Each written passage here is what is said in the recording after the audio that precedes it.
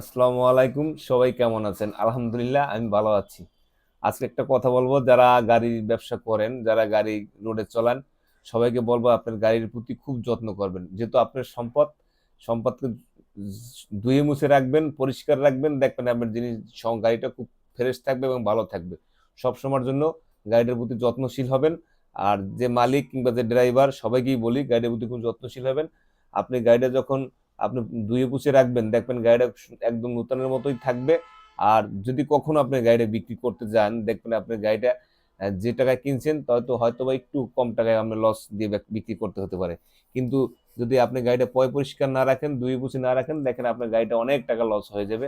এই জন্য যার সম্পদ সে অবশ্যই অবশ্যই যত্ন করবেন। এটা আমার বিশ্বাস মনোযোগের পক্ষ থেকে একটা আপনাদের উপদেশ। যদি ভালো লেগে থাকে অবশ্যই আমার ভিডিওটা দেখবেন এবং আমার সাথে সাথে থাকবেন। সবাই ভালো থাকবেন। আসসালামু আলাইকুম।